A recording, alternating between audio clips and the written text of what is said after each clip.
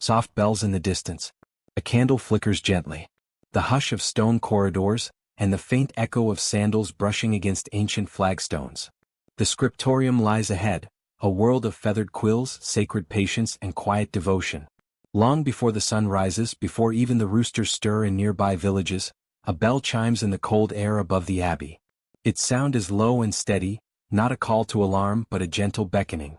A rhythmic tone that slips through narrow windows and moss-covered cloisters, rousing a community that has already given its days to silence, contemplation, and ink. In a simple stone cell near the eastern wing of the monastery, a monk stirs beneath a woolen blanket. The walls around him are bare but for a crucifix and a shelf holding a psalter and a few ink-stained scraps. He does not speak. He does not stretch or sigh. He simply rises, slow and deliberate, and places his feet on the cold stone floor. This monk, perhaps named Brother Ivo or Brother Anselm, has spent the last 5 years working in the scriptorium, the writing room of the monastery where sacred texts and scholarly works are copied by hand. His work is not celebrated beyond the walls of this place, and yet it sustains the memory of centuries. Each letter he has copied is a whisper passed down through time. The monastic morning. The first office of the day is matins, sung in the darkened chapel when night still presses against the stained glass. Matins blends into lauds, the dawn prayer. The monks gather by candlelight, their breath misting in the cold air as voices rise softly in Gregorian chant. There is no conversation, only the rule of silence. When the prayers are complete, the monks quietly file out into the cloister walk, their habits rustling gently as they move. A light frost rests on the stone arches. Beneath their feet, damp leaves from a nearby fig tree have found their way in. A bell chimes again, not from the chapel but from a smaller tower to the west. It is the bell of the scriptorium.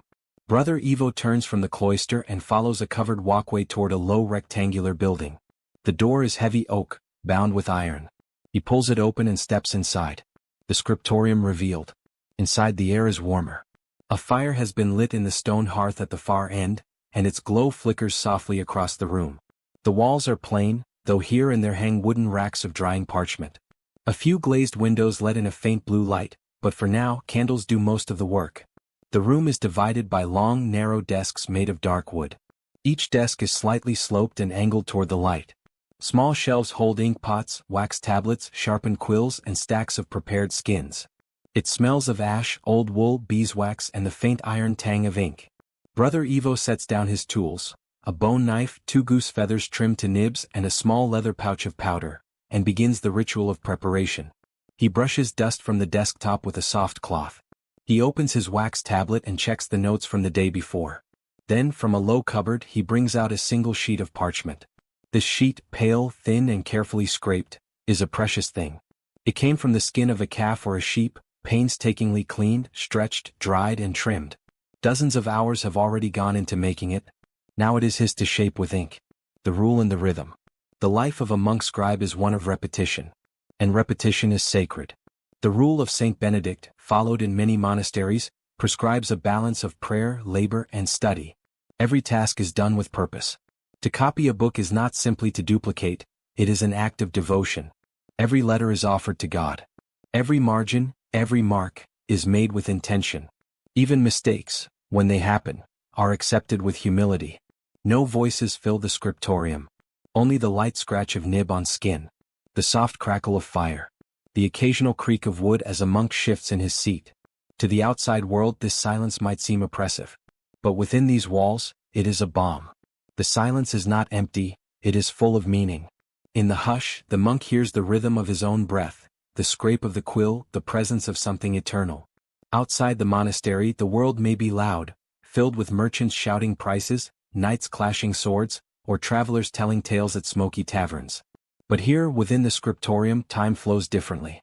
It is measured not in minutes or hours but in lines copied, pages completed, books bound. A man might spend a year transcribing a single gospel. And this is no waste. It is considered holy work. Quiet companionship. Though the scribes do not speak, they are not alone. There may be 5 or 6 monks in the room, each bent over his work. Occasionally, a senior monk, the armarius, will pass by, checking progress, offering guidance in the form of a raised brow or a gently placed finger on a line. Sometimes, one monk is assigned to read softly from a psalm or scripture. His voice is low, but it reminds the others of the sacred purpose of their task. There is no hierarchy here in the modern sense, only roles. One may be a fast writer. Another, a skilled illuminator. A third may correct text for errors. All contribute to the same book, the same effort, the same legacy. A space of simplicity. The scriptorium is not grand. It is not gilded or ornate. But it has its own kind of beauty. A quiet dignity. The tools are simple: knives, quills, candles, ink. The gestures are careful and repeated. A scribe dips his pen. A line is drawn. A letter forms. Then another. Then a word. Then a phrase that has not been seen in this part of the world for centuries, until now. In this way the past is carried forward. As the light changes, as the chapter nears its end, the sky outside begins to shift from dark blue to gray. The first real light of day filters through the windows, cold and clear. Candles are snuffed. The fire is stoked. Brother Evo looks down at his page. He has written 7 lines. Not many, but each is flawless, even, and faithful to the original. He has copied not just words, but meaning, beauty, memory. He lays down his pen and stretches his hands. He does not speak. The morning bell has not yet rung for breakfast, so there is still time to work. And so he picks up the quill once more.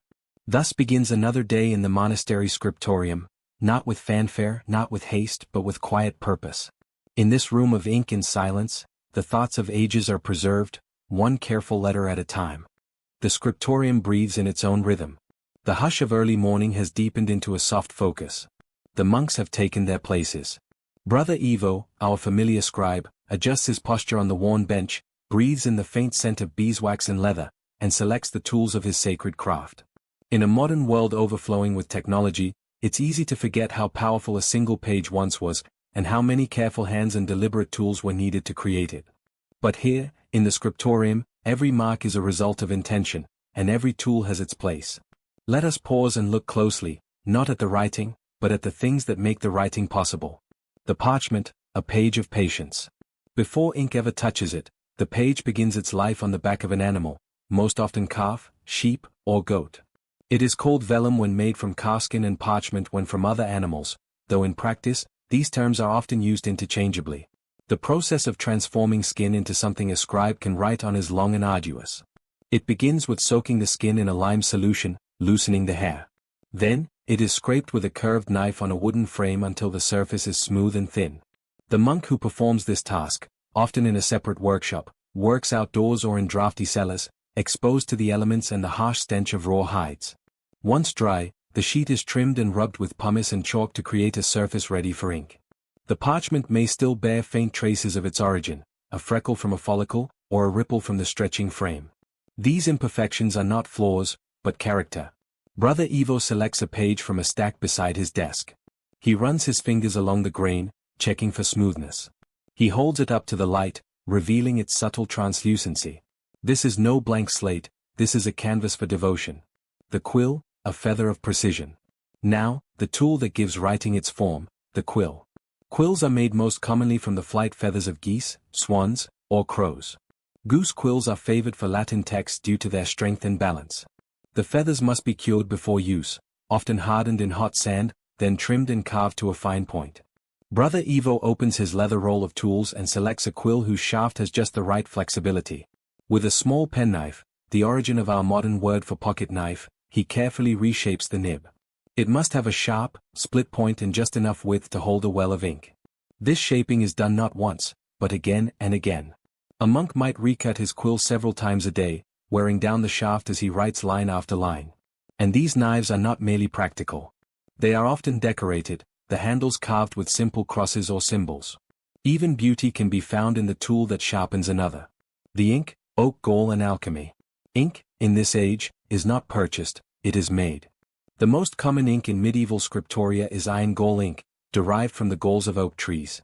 These galls are strange, bulbous growths caused by wasp larvae burrowing into the bark. Gathered, dried, and crushed, they are rich in tannic acid. To create the ink, the crushed galls are soaked in water or wine and mixed with iron salts, often from rusted nails or scrap iron. Gum arabic, made from tree resin, is added to bind the mixture. The result is a dark liquid that flows well from a quill and dries to a permanent black. The monks keep their ink in small, lidded pots made of horn, ceramic, or glass. When exposed to air, the ink darkens, creating the signature brownish-black tone found in so many surviving manuscripts. On some desks are tiny test parchments, scraps on which a monk dabs his pen, testing the flow. Too wet, and the ink will bleed. Too dry, and the lines will skip. Brother Evo dips his quill gently, turning the shaft so it fills but does not drip. He wipes the tip against the pot's edge. The moment of writing is near. The desk and its order. The writing desk is simple but thoughtfully designed. Its slanted surface allows the scribe to write without hunching. Beneath it, small drawers or cubbies hold spare quills, knives, cloths, and pumice stones. A ruler and stylus rest nearby, tools used to score faint lines into the parchment before writing begins. These lines ensure the text flows evenly, a necessity when copying sacred scripture or important legal documents. Some monks also keep a wax tablet by their side, a wooden frame filled with hardened wax, into which notes or drafts can be scratched with a stylus and later erased. Everything in this space has its role. Nothing is wasted. The candle is positioned to the left if the monk is right-hand, to avoid casting shadows. The sandglass on the windowsill reminds him when to break, not by ticking time, but by the slow fall of grains. The scribe's body as a tool. Even the body is considered a tool in this craft. Brother Evo adjusts his hood to keep the warmth in and to reduce distractions. His posture is deliberate. His fingers are trained not to shake, and his breathing is steady, anchoring him in the present. Some monks wear writing gloves with the fingers cut off, both to keep warm in unheated rooms and to prevent oils from the skin smudging the parchment. Others tie back their sleeves with cords to avoid stray ink marks. Everything the scribe does is about reducing friction between thought, devotion, and the page. A slow craft. There is no hurry. A monk might spend an hour completing a single column. An entire gospel could take a year or more. But slowness is not a flaw. It is a feature. Slowness allows for clarity, for reflection, for peace.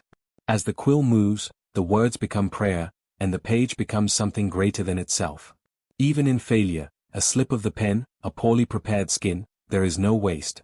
Mistakes are corrected with care, and damaged pages are used for practice. Nothing, in this space, is discarded thoughtlessly. The sacredness of making. To those outside the monastery, a book is a tool, a record, a vessel of knowledge. But to Brother Evo, and to the scribes before and after him, a book is a spiritual labor. The very act of writing is a form of worship. Each tool, each material, each gesture, from sharpening a quill to dabbing a blot of ink, carries a reverence as if it were part of the Mass itself. The world beyond the walls may change, kings may rise and fall, cities may burn or flourish, but in the monastery, the tools remain the same. As they were in the time of Saint Benedict, so they are now. As they will be for generations to come. Brother Evo draws the stylus along the parchment, scoring faint lines. He lowers his head. The pen is dipped. The ink flows. The first word begins to form, carefully, deliberately, with a breath and a prayer. And in that simple act, history is made again. The quill, the knife, the candle, these are not just tools. They are the bridge between thought and page, devotion and permanence. And in the hush of the scriptorium, they carry on their quiet work, one careful stroke at a time. The monastery stirs to life, not with clangor or chatter but with ritual.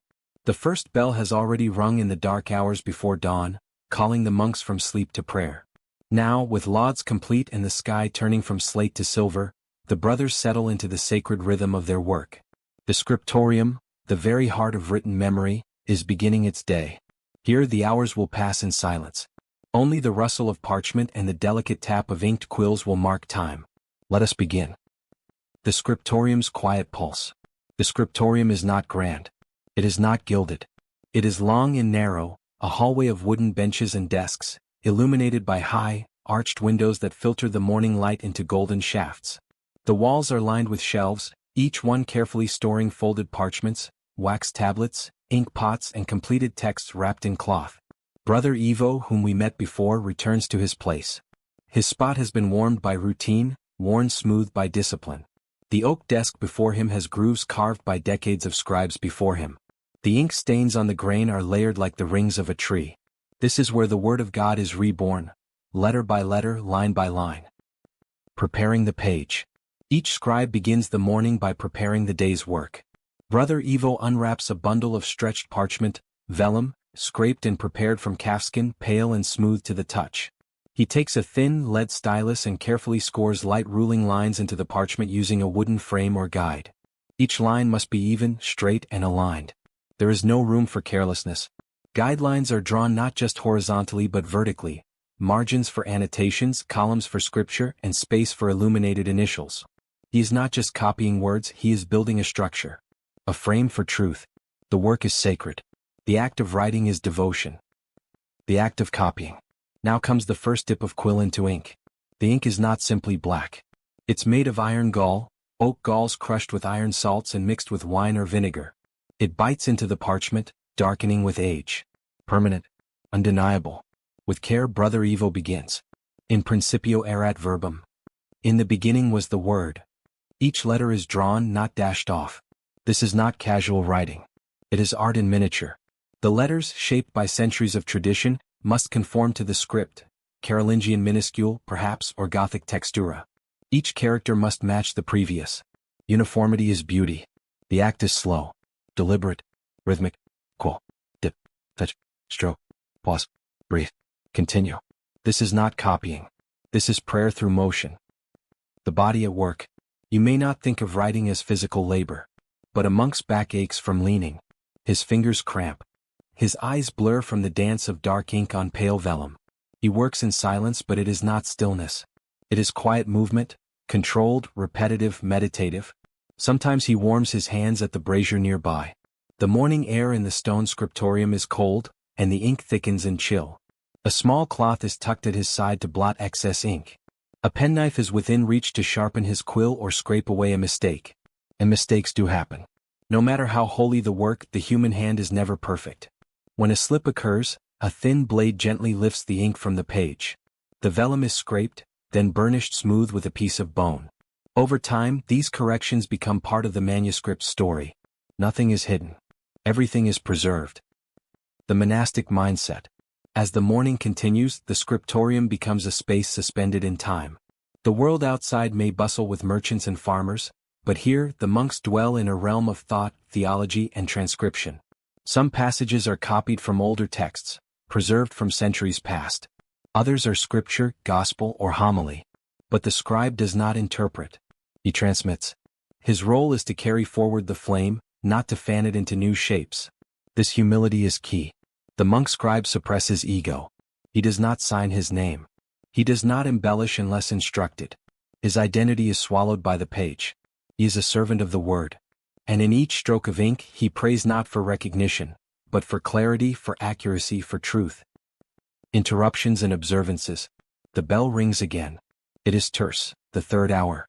The monks pause their work, rise quietly, and process to the chapel. Their desks are left in place, quills laid carefully down, ink pots covered to prevent drying. Prayer is as vital as parchment. It gives rhythm to the day. When they return, the sun has risen higher, and the golden beams shift on the page. They resume without fanfare. There is no rush. The manuscript will take months, perhaps years, to complete. Each day is a brick in the cathedral of their task. A page completed. By late morning, Brother Evo has completed a single page. Just one. It is ruled, written, and corrected. No illumination today. Those will come later, perhaps by another monk skilled in the art of decoration. He lays the page flat to dry. Nearby, a completed folio rests under wooden boards, weighed down to remain flat. Others are stacked neatly, each a fragment of a larger truth. Together they will form a codex, a book. Not merely a book of words but a vessel of belief. A beacon of light passed hand to hand, monk to monk, century to century. And so the hours turn. The sun now glows warm on the stone sill. The scent of ink and vellum lingers in the air. The scratching of quills becomes a kind of music. The scriptorium continues as it has for generations. Quiet, steady, sacred. Outside the world moves on. But within these walls a different time flows, a time of slow devotion, of labor entwined with faith. And as we leave the monks to their quiet morning hours, we carry with us not just the image of their work, but the weight of their care. The words they copied still live today. And behind them, forever inked into the parchment of time, the patient, prayerful hands of the scribe. The scriptorium remains hushed, but not still. While the steady scratch of quills fills the air with a rhythmic whisper, another sound begins to join it, softer, more delicate. The faint clink of glass vials. the gentle rubbing of pigment against stone. The nearly imperceptible rustle of fine brushes over parchment. This is the sound of illumination. Though the word suggests brightness, in the medieval scriptorium it means something more. To illuminate a manuscript is to adorn it, to lift it from plainness into radiance, using color, gold, and art. It is to bring sacred words to life, to guide the eye and stir the soul. And among all the tasks in the scriptorium, it may be the most painstaking of all. A separate role, a shared purpose. Brother Evo, like many scribes, focuses only on the text. The illuminator monk, perhaps Brother Aldred or Sister Hilda from a nearby nunnery, is trained in a different discipline. Where the scribe works in silence and symmetry, the illuminator works in layers and light. In some monasteries, the same person performs both tasks. But more often, the illuminator receives the completed text from the scribe, then prepares the page for decoration. He begins not with color, but with vision. The initial sketches. Using a metal stylus or faint ink, the illuminator draws preliminary sketches in the margins or within large initials. These sketches are not hasty, they are precise guides that will shape everything to come. A single illuminated letter, like the letter B at the start of Beatus Ver, may contain entire scenes, a psalmist with harp, a deer by a stream, even the fall of man. Or it may simply bloom with vines and acanthus leaves, curling like thought itself across the page. Borders may be added too, decorative frames of interwoven foliage, geometric knots, or peering faces. These are not mere ornament. They help structure the page, draw the eye, and, perhaps, reveal a quiet theology hidden in leaves and lines. Gold, light caught on the page. Then comes the gold. Illumination would be incomplete without it, the shimmer that gives the name its glow. Gold leaf, pounded into impossibly thin sheets, is applied with breath and prayer. First, a gesso-like base is laid down, a sticky mixture, often of glaire, egg white, gum, and bowl clay. This adhesive is dabbed where the gold will sit, then allowed to rest. When tacky, the monk cuts a fragment of gold leaf, often no larger than a fingernail, and carefully lays it over the prepared area. A soft brush or a breath is used to press it down. The gold clings instantly. Then comes the burnishing, the final polish that makes it gleam. Using a dog's tooth or smooth agate stone, the monk rubs the gold, coaxing it into brilliance. In candlelight, the result is almost magical. The letter seems to glow from within. No paint could match it. It is light captured and stilled, and it tells the reader, here is something worthy of reverence. The palette of heaven. Once the gold is set, the colors begin. The pigments used in manuscript illumination are drawn from all corners of the earth and all manners of craft. They are rare, costly, and breathtaking. Ultramarine, made from ground lapis lazuli, mined in distant Afghanistan, it produces a rich celestial blue. In some manuscripts, it is more valuable than gold. Vermilion, a bold red made from cinnabar, or synthesized through alchemical heat. Malachite and verdigris, soft greens, sometimes unstable, but radiant in fresh layers. Lead white, ochres, lampblack, for balance, shadow, and depth. Each pigment must be ground on a stone, mixed with water or egg yolk, and applied in tiny strokes. Brushes are made from squirrel or weasel hair, cut to the finest point. A single square inch of decoration may take hours, even days, to complete. The result? A burst of color that dances on the skin of the page. A miniature world rendered in precise, reverent detail. Sacred stories in the margins. Illuminated manuscripts do more than illustrate, they teach, remind, and delight. In a gospel, an image of the evangelist Matthew writing his account reminds the reader of divine inspiration. In a psalter, King David may appear, slaying Goliath or playing the harp. These are not mere embellishments, they are visual theology. But not all illuminations are so grand. Some are tiny saints hidden in capitals. Others are birds nesting in borders. There are cats chasing mice, monks arguing with snails, jesters doing handstands. These marginalia are not profane, they are playful. They reflect the humanity of the creators and offer moments of lightness amid the sacred. Even Brother Aldred, known for his stern demeanor, has been seen sketching a wide-eyed owl into the corner of a bestiary. No one comments, but the next morning, another monk leaves a painted mouse just below it. The manuscript becomes a conversation, silent, but full of personality. The spiritual weight of illumination. For the illuminator, as for the scribe, the work is prayer. To paint a halo around a saint is not merely to decorate, it is to honor the holy. To gild the first letter of the Gospel of John is to affirm the mystery of the Word made flesh. Some monks say the act of illumination is lectio divina in color, a form of meditative reading made visible. Each brushstroke is a reflection. Each layer of paint is a petition. There is beauty in the patience it demands. The illuminator may spend the entire morning adding red veins to a single vine leaf, or perfecting the curve of a bird's beak. There is no rush. No pressure to finish. Only the quiet unfolding of time. When daylight wanes. Illumination is rarely done by candlelight. The work demands clarity, color accuracy, and steady vision. As the afternoon nears and the sunlight wanes, the illuminator gently closes his ink pots, cleans his brushes with vinegar and linen, and stores them in a carved box lined with wool.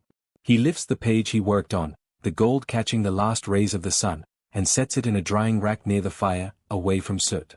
Beside him, the scribe has just completed another leaf of text. Their labors will soon meet, script and image, thought and vision, bound together into something greater than either alone.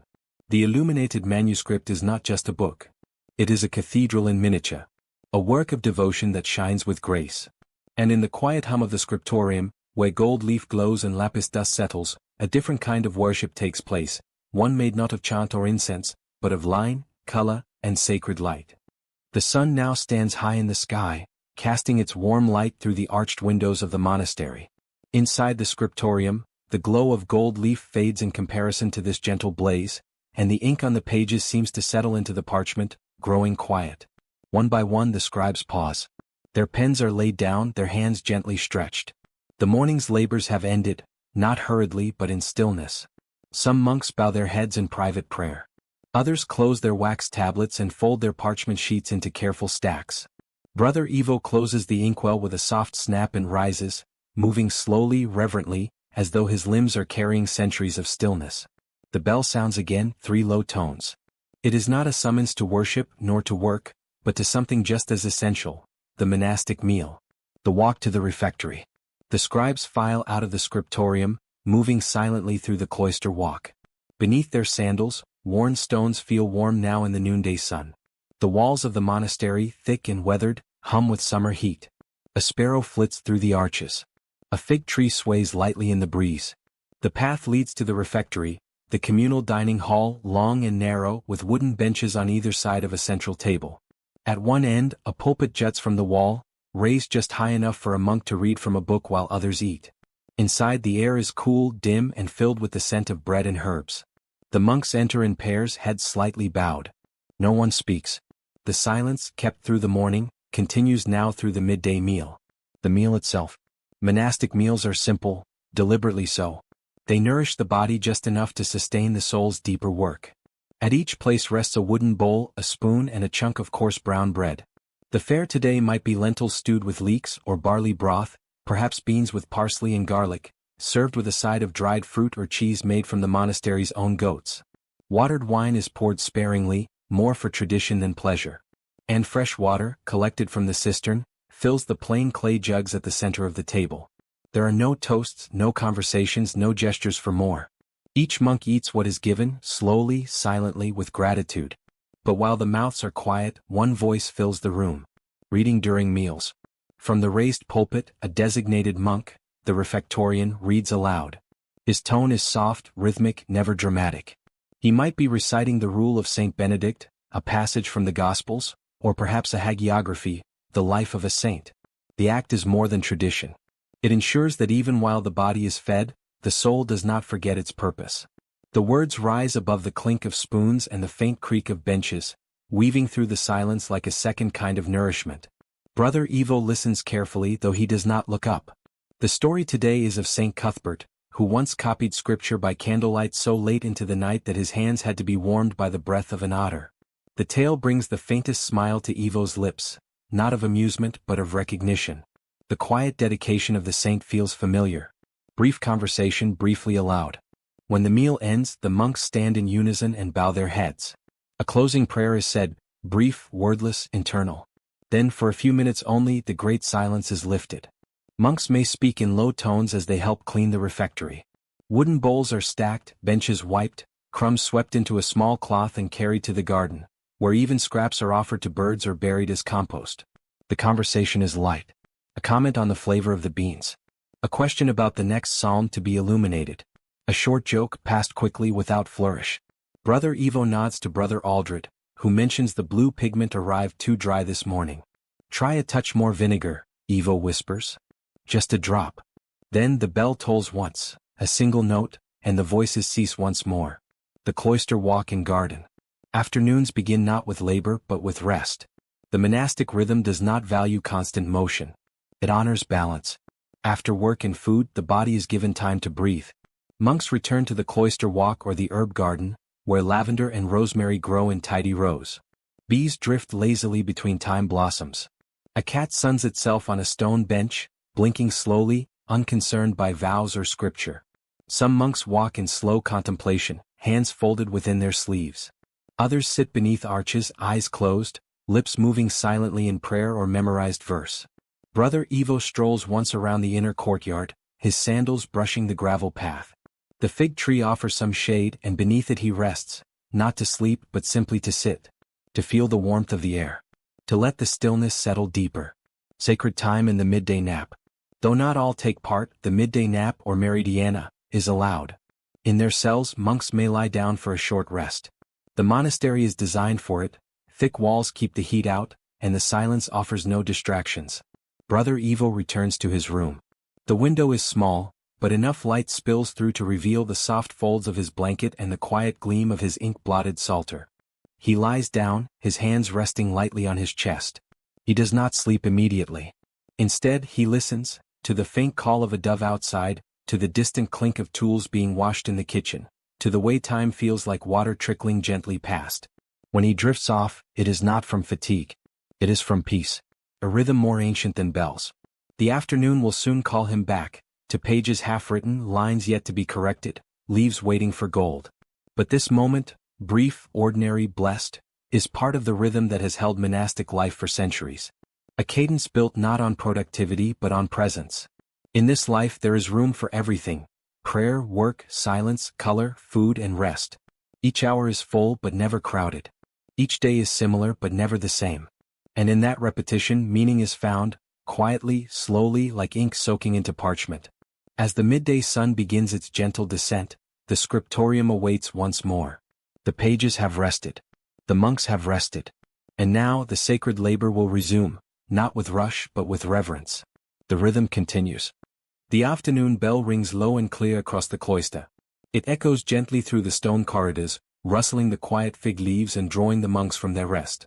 The warmth of the midday sun has begun to soften, and long shadows reach once more across the tiled floor of the scriptorium. Brother Evo returns to his place with quiet steps. The parchment he began this morning still rests on his desk, the ink fully dried now, the lines perfectly aligned. But he does not resume writing. Not yet. The afternoon is not for creation, but for correction, and for gathering what has already been made into something whole. The role of the corrector. Not every monk is entrusted with correcting texts. It is a task that requires clarity of mind, a practiced hand, and above all, humility. For to correct a fellow monk's work is not to shame him, but to preserve the integrity of the word. Brother Evo, older now than many of the younger scribes, often serves as a corrector in the afternoon hours. He moves to a desk near the window, where light is strongest, and gently opens a completed quire, a small gathering of folded parchment sheets, still loose and unbound. He lays it flat, and beside it, the exemplar. Then begins the slow process of reading, line by line, comparing each word of the copy against the original. His eyes scan for errors of omission, a skipped word, a repeated line. He checks spellings, even spacing. If a letter has been malformed, he notes it with a discrete symbol in the margin, a small red caret, perhaps, or a simple dot. He does not erase. He leaves correction to the hand that wrote it, offering only guidance. Symbols and marks. The marks of correction are themselves a kind of silent language. A punctus elevatus, a raised may indicate a pause or emphasis. A small cross might note a transposition. A looping line through a word suggests deletion, while a flourish beside a paragraph may indicate a place to insert new text. These marks are never loud. Never careless. They whisper, rather than shout. They respect the page. Sometimes, when a mistake cannot be scraped away cleanly, a monk may write a brief note below it. Ignos mihi. Forgive me. Not all errors are mechanical. Occasionally, a scribe will copy a text that is itself flawed. When the exemplar is corrupt, The corrector must consult a second version, or refer to glosses, commentary that explains the intended meaning. These moments are delicate. They require not just skill, but discernment. The art of compilation. Once pages are corrected, they are gathered into quires, usually groupings of 4 to 8 sheets, folded and nested together. These are laid out on a large table and checked for sequence. The monks who compile these gatherings are part scribe, part librarian. Their job is to ensure that each leaf is in its rightful place, that the text flows without interruption, and that no page is missing or repeated. They number the folios at the base of each sheet, not always with numbers, but often with letters or symbols, a quiet system, different in each monastery. A small A for the first quire, B for the second. A line, a dot, a cross. There are no universal rules, only careful customs. Sometimes, the pages include catchwords, a word written at the bottom of one page that matches the first word of the next, serving as a check during binding. These are not part of the text, but they guide the process, little signposts in a forest of parchment. Binding as a sacred act. Binding does not happen every day. But as completed quires gather, the time eventually comes to stitch them into a book. In a small workshop adjacent to the scriptorium, the binder monk prepares his materials: strong thread made from linen or sinew, wooden boards, strips of leather, sometimes a clasp of bronze. The quires are sewn onto cords or strips of vellum, spaced evenly down the spine. Once sewn, the book is pressed under weight to flatten the pages, then covered with the wooden boards and wrapped in leather. If the manuscript is meant for a chapel, it may be adorned. If for daily use, it is left plain. But even the plainest binding is beautiful. The finished book, still warm from touch, still faintly scented of ink and skin, is carried into the library with care. It is placed on the shelf, its title marked with a scrap of parchment or a tag tied to the spine. And there it waits. Perhaps for years. Perhaps for centuries. A quiet sentinel, holding its secrets. When pages are lost. Not all books remain whole forever. Sometimes, in the act of compiling, a monk discovers a missing folio, a page misplaced or never copied. Panic does not follow. Only care. A note is made. A placeholder inserted. The copyist may be summoned to remake the leaf. If the text is too long, the page may be squeezed with smaller script. Or else, the missing section is added in the margin or the final page, marked with a small symbol to show its displacement. In time, some manuscripts become patchworks, parts written decades apart, by different hands. But this, too, is beautiful. It shows the continuity of devotion. The text may not be uniform, but it is whole in meaning. The scribal colophon. Occasionally, at the end of a manuscript, a scribe is allowed a single line of self-expression, the colophon. It may be humble, humorous, or grateful. Hoc opus scriptum est manu evo, monacae indigni. This work was written by the unworthy monk Evo. Finito libro sit lausit gloria Christo. With this book completed, may there be praise and glory to Christ. Or even, my hand is tired. My eyes are dim. I crave rest. These are not boastful signatures. They are gentle footprints left behind, evidence of the human heart behind the sacred labor. Brother Evo, at times, has written a colophon. Not always. Sometimes, the text is more important than its scribe. But now and then, when the work is particularly long, or the days particularly cold, he leaves behind a note. Not for recognition, but for companionship, with the next pair of hands who might open the book. Evening approaches. The corrected quires are stacked now, bound with cords, marked with slips of linen. The scriptorium grows dim. Candles are lit again, though their flames are low. Outside, the light has shifted, no longer golden, but tinged with violet and soft gray. The birds grow quiet. Brother Evo closes the exemplar and rests it in the carved chest beneath the window. He ties the pages he has reviewed with a simple ribbon and places them beside the others. His hands, ink-stained and steady, fold into his sleeves. Another day's labor is done. And though the world beyond the monastery may never know his name, nor the names of those who trimmed the parchment, ground the gold, stitched the spine, the book will endure. It will speak when he is long silent. It will carry light where once there was none. So ends the day's sacred work, not in triumph, but in tranquility. Not with applause, but with stillness. The corrections are made, the pages gathered, the text preserved. A quiet miracle, carried out by quiet hands, in a quiet room. Night has fully embraced the monastery. The world outside is hushed, not merely quiet but deeply still. The breeze that moved the garden leaves has faded. The birds are asleep. The fields, once buzzing with insects and the lowing of cattle, lie under a veil of shadow and dew. Within the stone walls of the monastery, almost all lights are extinguished. The scriptorium is dark now. The refectory sits empty. Only the faintest glow lingers in the corners of the cloister, where a small lantern flickers beside the statue of the Virgin. The monks are asleep in their cells. But not all. For the monastery does not slumber all at once. In this rhythm of sacred time, there is always one soul awake, one lamp burning, one voice ready to lift a prayer into the silence. It is time for the night watch, and for the great silence to reach its deepest point. The sacred duty of the night watch. Each night, one or more monks are appointed to keep vigil, a quiet duty passed in rotation, chosen without preference or complaint. It is not a chore but an honor. To wake in darkness is to stand as sentinel over the resting world, to join with angels in a silent keeping. Tonight, Brother Ivo's name is listed for the second watch, the hours just before dawn, when even time seems to hold its breath.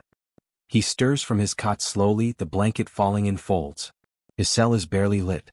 Outside his door, the corridor holds a dim line of light, cast by a small sheltered lamp near the chapel entrance. He rises, wraps his woolen cloak about him and steps into the quiet hall. The monastery feels different at night, familiar yet more spacious. Each sound echoes longer. Each step feels more deliberate. Even the walls seem to lean closer as though listening. Entering the darkened church. Brother Ivo walks with care across the cloister, now silvered by starlight. The sky above is cloudless, scattered with stars that seem to shimmer just for him. He pauses only briefly at the cloister garth, where a basin still holds a few drops of rainwater, reflecting the moon like a second sky. Then he enters the church, its doors unlocked for those who must pray. Inside, the space is dark, save for the single sanctuary lamp that burns always, a quiet reminder of presence, of constancy.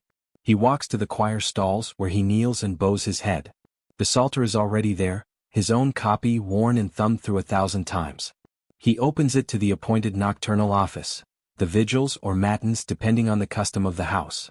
There is no congregation, no audience, only a man, a book and a promise, praying in the depths of night. The prayers are whispered, sometimes chanted softly almost to oneself. The psalms chosen for this hour are often of longing and trust. In the watches of the night, I meditate on you. Out of the depths I cry to you, O Lord. My soul waits for the Lord more than watchmen for the morning. The candle flickers slightly with each breath. The silence is almost total, broken only by the sound of Ivo's voice and the subtle creak of old wood. At times he pauses, not out of weariness but to listen, to let the prayer breathe, to let the stillness respond. This is not a moment of high emotion. It is a moment of deep presence, walking the grounds in silence. When his prayer is complete, Brother Ivo does not return to bed immediately. He walks slowly along the inner cloister again, checking the latches on the chapel doors, peering briefly into the garden. The moon now sits low in the western sky, casting long silvery streaks across the paving stones. His footsteps are soft but firm. He knows each corner, each creak of board, each draft of night air that slips through the old walls. He stops briefly near the scriptorium, locked now but still full of the scent of ink and hide.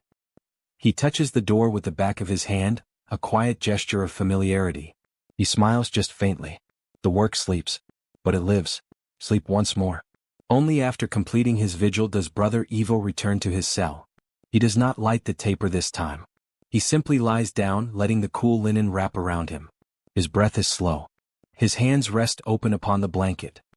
He will sleep now, perhaps only for a short while until Lauds draws him again into song, but it is enough. For what matters is not how long the rest is, but that it is peaceful. The eternal silence. Elsewhere in the monastery, other monks sleep deeply, unaware of the watch. The walls hold their breath. The garden lies hushed under starlight. Even the animals, the cat in the stable, the sheep beyond the wall, rest without fear. And above it all, the sky turns quietly on its axis. This is not emptiness. This is sacred silence. In the deep hours of night, when no pen scratches, no spoon stirs and no chant rises, the monastery lives still. In its silence, it keeps vigil with the world, carrying light through the darkness, one watchful soul at a time. Evening has come to the monastery. Outside, the light is soft and fading. The wind, cooler now, stirs the vines clinging to the cloister walls. A distant owl calls once from the edge of the woods. In the garden, shadows lengthen and stretch over the gravel paths like brushstrokes on parchment. The day's labor has ceased, not abruptly, but gently, like the slowing of breath. Within the scriptorium, the final pages are returned to drawers and shelves. The tools of writing, quills, knives, rulers, are wiped, wrapped, and stored away. The ink pots are sealed. The last of the candles is snuffed with care. Brother Evo stands slowly, rubbing his fingers to loosen the ache of hours bent in thought. It is not yet sleep that calls him, but something just as essential. The bell sounds again, this time with longer, slower strokes. It is the bell for Vespers, the evening prayer. Gathering in the choir.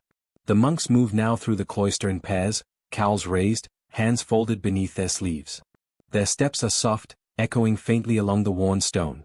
The church sits at the heart of the monastery, not just in stone, but in rhythm. Its vaulted arches and cool air offer a different kind of silence, deeper than the scriptoriums. Here, the soul feels smaller, yet somehow closer to the eternal.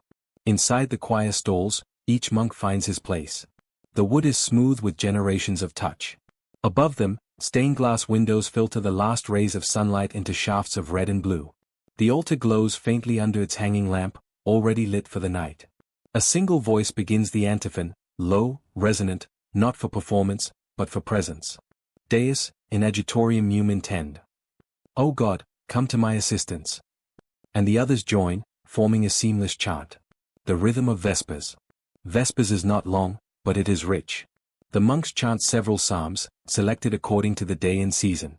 These are the songs of David, laments, praises, petitions. Some mournful, others radiant with trust. They have been sung in this way, at this hour, for centuries. The same words echo across generations like waves upon a shore. Brother Evo sings from memory. His voice is not loud, nor polished, but steady. When the words speak of refuge, of trust, of watching through the night, he feels their weight. He is not performing them. He is letting them pass through him. Following the Psalms comes a reading, perhaps from the Epistles or the Rule of Saint Benedict, and a hymn whose melody drifts like incense through the darkening air. Then comes the Magnificat, the Song of Mary, always sung as twilight deepens. Magnificat anima mea Dominum. My soul magnifies the Lord. The candles flicker. The shadows settle. The day turns inward. The church after prayer. When Vespers ends, there is no rush to depart. Some monks remain seated, heads bowed. Others light small candles at side chapels, offering a silent intention for the sick, the departed, or for clarity in tomorrow's work. The atmosphere is not heavy, but hushed, like snowfall, or the hush before sleep. Brother Evo lingers for a moment in the choir stall, tracing the edge of his psalter with one thumb. The candlelight gleams faintly on the worn cover. It is the same book he used as a novice, years ago, its pages soft with age, the spine cracked, the corners darkened by his own hands. He does not open it now. He does not need to. The words are within him. Then, quietly, he rises and joins the line of monks filing out through the western door. Evening in the refectory. Tonight's supper is simpler than the midday meal, a thin porridge, perhaps, or boiled grains with herbs and a crust of bread. The mood is calmer still. No reading accompanies this meal. The silence, now, is complete. The room is lit by oil lamps and two hearths that glow with slow embers. Shadows climb the walls, moving softly as the flames shift. Brother Evo eats with gratitude. The day has been long but full. The text he corrected will be ready for binding by week's end. The younger monk across the table, Brother Thomas, showed improvement today. His hand steadier, his lettering more confident. These things bring quiet joy. Once the bowls are cleared, the monks stand once again. Another short prayer. Another bow. And then the lights are dimmed, and the halls return to stillness. A final walk through the cloister. Before retiring to their cells, some monks take a final walk through the cloister garth, the open courtyard ringed by the walkways. Above them, the sky is a deepening indigo. The first stars have begun to appear, flickering between the edges of the roof. The fig tree is still.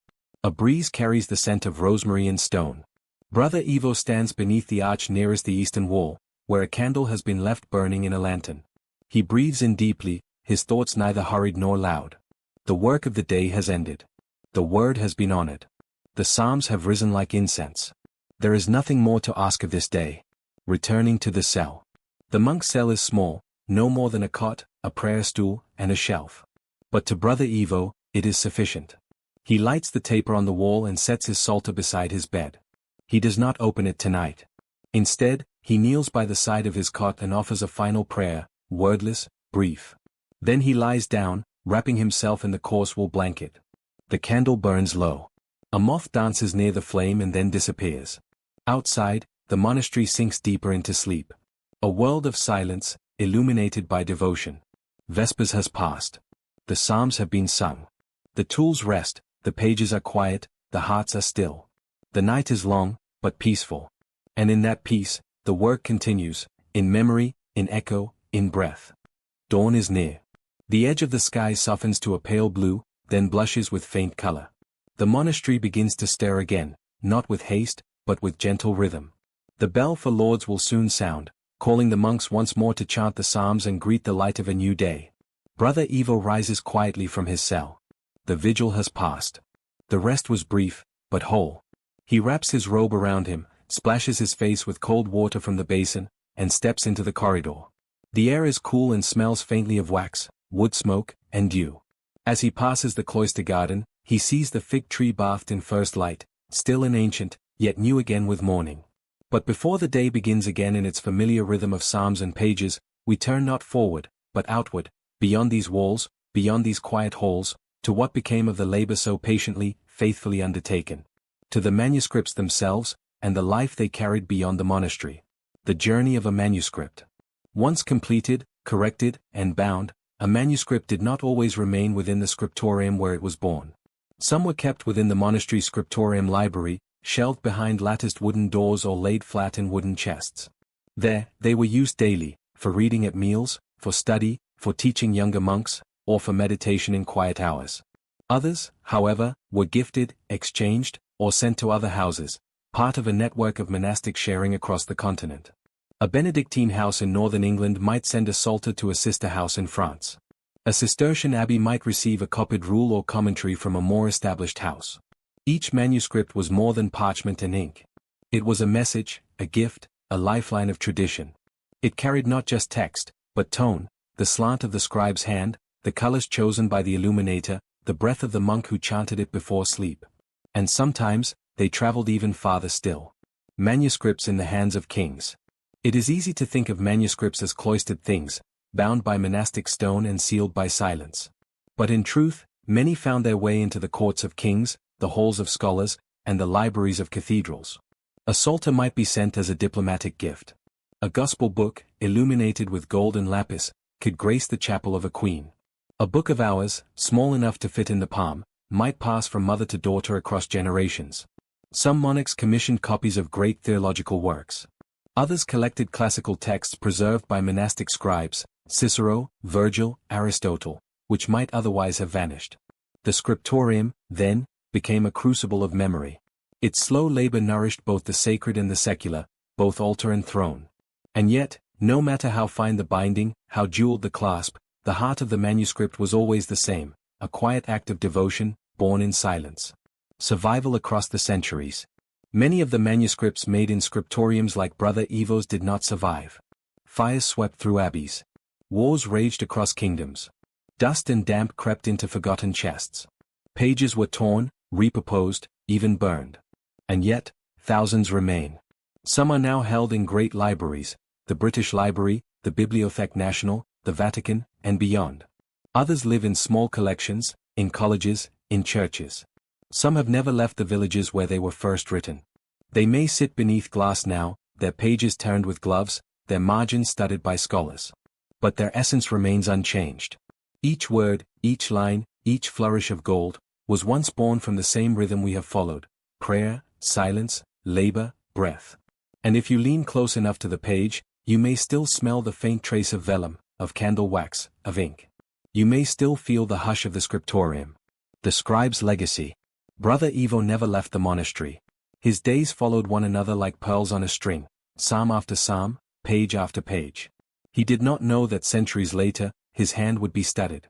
That his psalter would be digitized and shared across a glowing screen. That his footnotes and flourishes would be pondered by those who never spoke Latin, never heard a bell echo down a cloister.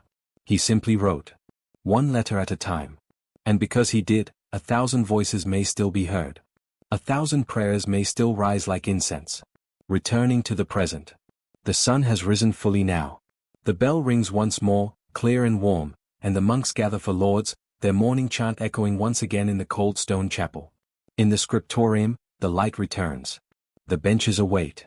The quills will soon be dipped. The ink will flow. The rhythm continues.